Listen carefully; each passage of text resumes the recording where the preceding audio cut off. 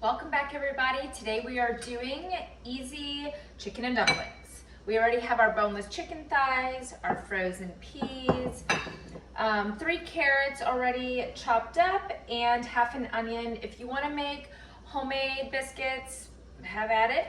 But my go-to, keep things super simple, is the Pillsbury Grands. We'll get to that later. We have our butter and garlic. I'm going to go ahead and get these veggies cut up, and then we'll show you the next steps for the chicken. All right, welcome back. So we have a roaring boil here. We're just going to go ahead and place our boneless chicken thighs in the water, let them boil. Go ahead and cook through. That should take about anywhere from 10 to 15 minutes, but you can just drop them in and walk away. All right, we have now added our butter, our carrots, and our onions. We're gonna go ahead and let that butter melt and let these get nice and soft before we head on to the next step. Okay guys, these have cooked down a little bit. We are going to go ahead and add a little bit of garlic, about a tablespoon. I love garlic. I'm gonna go ahead and let that cook for a minute. We have our chicken breast over here, still boiling. I'm sorry, chicken thighs. And then we're gonna go ahead and add 1 12-ounce can of evaporated milk.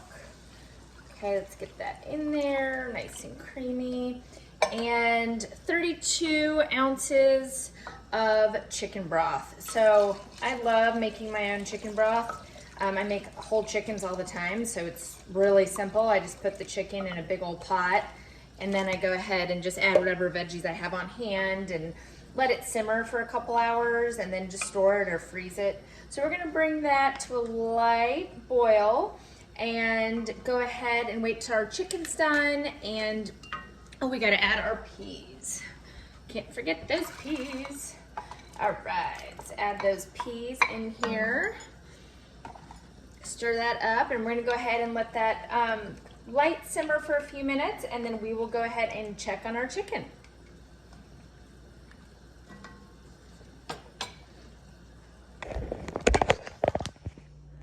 Okay, we have taken our chicken out from our boiling water, and I did put a little salt and pepper on here. I'm gonna go ahead and shred this chicken, just 2 forks, and then we will go ahead and add it to our chicken and dumplings. Okay, we have added our chicken to this, and it looks great. Now we just have to do our dumplings. Okay, we have popped open our can, and we have cut all of our biscuits into quarters.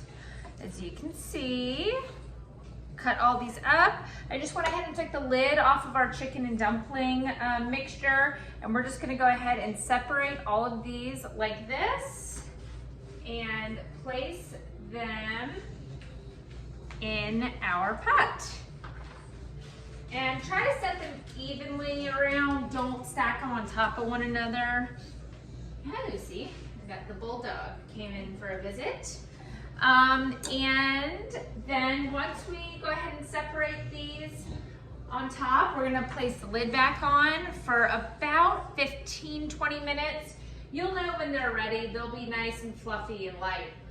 They won't be this dense. And let me take you over there and show you how it looks. This is what it looks like. We're gonna go ahead and place the lid on. All right, everybody, we are done. Our dumplings look amazing, and they are ready to come out. I'll go ahead and bring this over so you guys can see what they look like. They look beautiful. Oh, it's still bubbling. Beautiful, beautiful dumplings. Full disclosure, I did go ahead and add a couple tablespoons of cornstarch and water to this prior to adding the dumplings, just to thicken it up a little bit. But when the dumplings cook, they really make it nice and rich. I'm gonna go ahead and put this in a bowl, and I will show you one last picture of what it looks like. All right, I just scooped it out, and this is our final product. Look how pretty and delicious. Gonna taste a little bit of it. Oh, it is so good. Thanks for watching. Subscribe, please.